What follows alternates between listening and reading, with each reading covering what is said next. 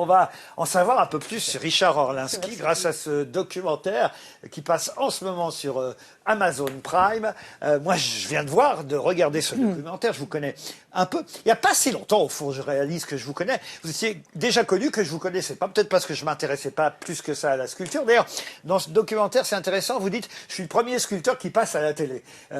Alors c'est vrai, c'est pas vrai, parce qu'on a quand même vu les sculptures de César, par exemple, ne serait-ce qu'aux cérémonies des Césars. C'est vrai, mais c'est juste au César, quoi. Juste, voilà, mais lui, on ne le voyait pas forcément. Voilà, on ne connaît pas sa tête. On connaît la tête d'aucun sculpteur.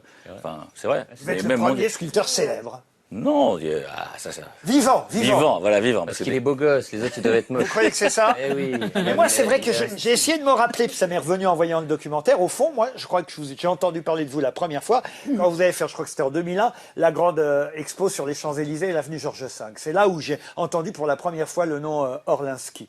Et ça faisait pas si longtemps, au fond, que vous étiez vraiment devenu sculpteur.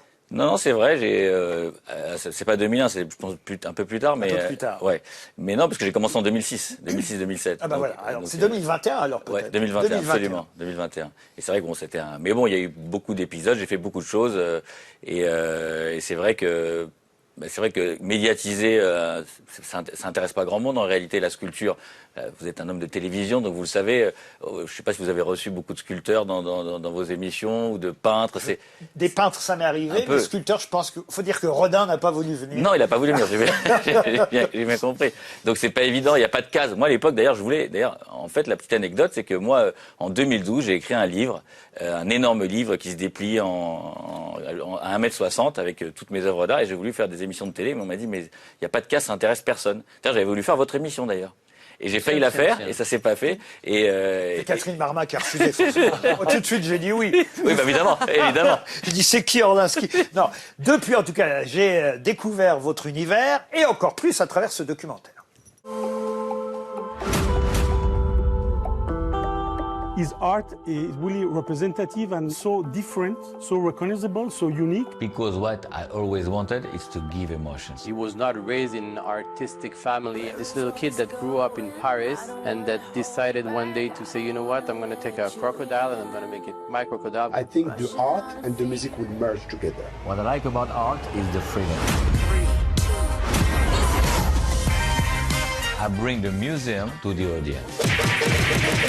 C'est le roi du marketing. Work on it, I work every day. Because he understood the impact of social media. Richard Orlinski, look how cool this is. Crocodiles, gorillas, strong colors, sharp way. You cannot forget.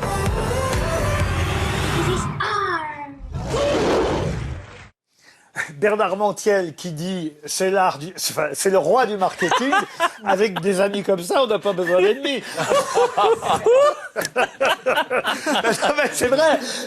Mais c'est ça aussi qui est bien d'ailleurs dans ce documentaire, parce que certes il pourrait paraître hagiographique, mais au fond quand même vous abordez les vrais sujets. C'est-à-dire le fait que déjà on vous reproche parfois de faire plus de commerce que de l'art, mais vous dites vous-même, et vous répondez à cette critique-là dans le documentaire, l'art c'est aussi le commerce. Et j'ignorais, il paraît que même aux Beaux-Arts aujourd'hui on apprend à vendre, à faire du marketing, on apprend à vendre ses œuvres. Oui, bien sûr, c'est important.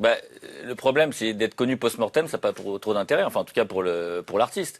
Donc aujourd'hui, si on veut pouvoir réaliser des projets, vivre de ses rêves, faire des choses, moi j'adore aussi aider les autres, des missions caritatives ou quoi, si tu vends pas, tu peux rien réaliser. Comme tu vends pas de film, c'est la base, le commerce, c'est la base. Il faut être, et pour être vendu, il faut être connu, faut travailler sur la Sauf que vous êtes snobé, c'est dit d'ailleurs dans le documentaire, par le monde de l'art contemporain.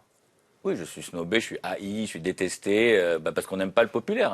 Aujourd'hui, qu'est-ce qui est populaire? J'ai pas la carte, comme dirait l'autre. Donc, quand t'as pas la carte, t'es pas invité, t'es évité même à tous les grands raouts, les grandes messes de l'art contemporain.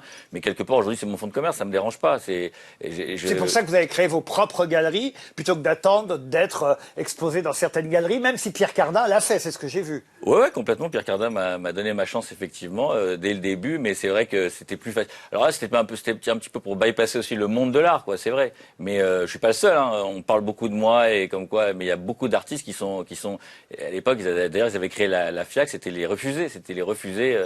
Mais aujourd'hui, il y a beaucoup de refusés. En fait, quand on est trop populaire, être dans les émissions Comme de télé, à l'époque de l'impressionnisme, exactement. il y avait le salon des refusés. Absolument. Et ben mettre des œuvres, par exemple, des œuvres d'art sur les plateaux télé, ça plaît pas, ça va pas. Enfin, il y a beaucoup de choses comme Alors, ça. ce qui est intéressant dans le doc, c'est les people qui parlent de vous. Marlène Schiappa, elle dit il a hacké le système de l'art. J'ai aimé cette formule.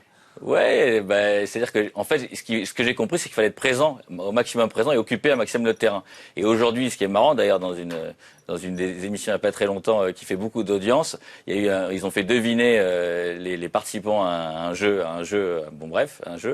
télévisé et on a dit bon c'est un sculpteur et il y a une chroniqueuse qui a dit un sculpteur, il y en a qu'un, c'est Orlinski. Donc j'ai trouvé ça très drôle que c'est le seul nom qui vienne pour en tout cas de médiatiser voilà, donc c'était je pense et ça a été effectivement au début pour moi vraiment une délivrance parce que j'avais honte de ce que je faisais au début quand j'allais dans des vous faites quoi, je dis je fais de l'art et tout, mais j'osais pas dire mon nom parce que j'étais vraiment les seuls articles c'était vraiment décrié mais très rejeté, c'était très violent. Et parce que moi je suis très admiratif des réussites un peu hors du commun, c'est le cas de Richard.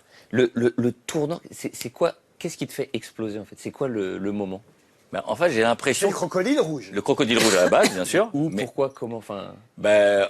En réalité, j'ai mis beaucoup de temps à créer cette œuvre. Je suis refusé et je décide de changer un petit peu de changer les codes, en fait, de casser un petit peu les codes et de décider de comment je vais pouvoir d'aller faire de la télé, d'aller faire d'autres choses, de faire plein d'autres activités, mais ce qui m'a fait, je pense que c'est à chaque fois des étapes en fait, c'est des rencontres, parce qu'il y en a beaucoup qui parent des rencontres avec Sharon Stone, avec Andy Garcia, voilà, ou Justin Bieber, ou tous ces gens-là, mais je pense que c'est des accélérateurs, mais en fait, je pense que ce que j'ai réussi à faire, c'est de rendre l'art accessible à tous. C'est-à-dire que t'as pas besoin de comprendre, t'as pas besoin t'as une lisibilité immédiate, il y a une émotion pour les enfants qui ont 4 ans, 5 ans, tu comprends quelque chose. C'est coloré, c'est vivant, voilà. Vous oubliez de dire aussi qu'au départ, c'est vous qui le racontez dans le doc, vous le vendiez moins cher, votre crocodile, à perte. Ah oui, alors là, vous me parlez de mes talents de vendeur, oui, effectivement. On appelle ça le dumping. Le dumping, oui. En réalité, j'ai fait des écoles de commerce et donc j'avais un petit peu un background, donc j'ai décidé après de faire ça à ma sauce. Parce que moi, au début, quand je suis arrivé dans le monde de l'art, je dis je vais faire une œuvre, on m'attend, on la met en galerie et puis on attend et ça se vend. Alors qu'en fait, on va faire toutes les portes se fermer. Donc j'ai dit, il va falloir un petit peu prendre la voie de 9/3 comme Harry Potter. Et du coup, effectivement, j'ai vendu les premières œuvres des crocodiles moins cher que le prix de revient. Donc ça fait la pub, ça fait une auto-pub finalement parce que tu avais quand même une sculpture pour moins de 1 000 €, une sculpture qui faisait 1,10 m enfin voilà, et puis ça plaisait, c'était rock'n'roll et puis voilà, donc c'est vrai qu'après le show business s'en a un peu emparé, donc ça fait voilà. Mais il y a eu plusieurs étapes, il n'y a pas eu une étape pour répondre à ta question, Philippe, il n'y a pas eu vraiment c'était vraiment à chaque fois des moments, et puis depuis que je suis aux grosses têtes, toute ma carrière a changé bien évidemment et là maintenant c'est le succès, c'est la réussite. C'est ça qui est amusant, c'est qu'un jour, je me dis, tiens, mais pourquoi pas un sculpteur aux grosses têtes? Moi j'aime bien que les gens soient très variés et très différents. Et voilà comment vous êtes arrivé là. Une statue de Laurent? Ouais, bien sûr. Une statue de Laurent comme ça. Évidemment. Ah oui, avec de façon géométrique, avec des facettes. Ouais, absolument. Ah oui, vous allez me le faire, ça très bien, avec merci. Grand plaisir. Vous allez le faire, parce que c'est ça qui est intéressant aussi. On voit votre atelier près de Nice dans le documentaire, et d'ailleurs vous répondez à cette attaque-là. Vous dites, si vous travaillez seul aujourd'hui, vous n'êtes pas un vrai artiste. Or, effectivement, vous racontez que Rodin, même si on va plus loin, Léonard de Vinci, avait un atelier et des gens qui travaillaient pour eux. Vous dites, c'est ma façon de faire et c'est comme ça qu'on fait, et qu'on fait même avant moi les artistes. Et ça m'a rappelé, j'avais évoqué cette affaire à la radio il y a quelques années de ça, la polémique entre Maurizio Cattelan, on parlait d'Hitler tout à l'heure quand il a fait ce petit Hitler enfant, voilà, et il y a eu un procès entre lui et le sculpteur, celui qui a vraiment fabriqué la sculpture, qui s'appelle Daniel Druet. Daniel Druet a fait un procès à l'artiste en disant c'est moi qui ai fait l'œuvre.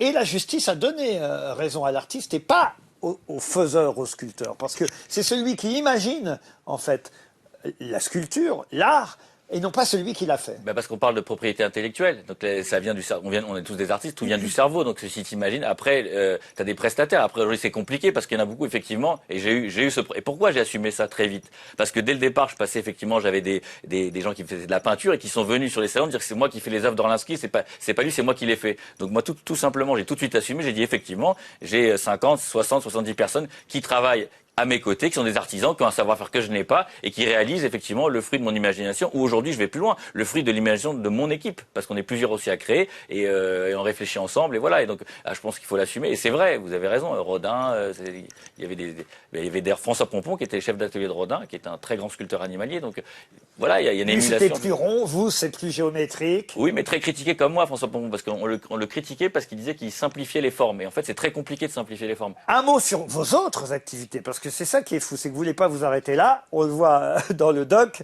Vous voulez être DJ, enfin vous êtes DJ et même humoriste. J'ai voulu un petit peu dynamiter tout ça, faire des ponts entre toutes les communautés, et finalement ça marche pour le populaire. Il y a même des danseuses qui chantent maintenant. C'est pas vrai. Si. Non, ça c'est pas possible. Ça je peux pas le croire. Chanter et danser. Le documentaire de Richard Orlinski qui s'appelle The Art Documentary, c'est sur Amazon Prime Video, c'est réalisé par David Serrero.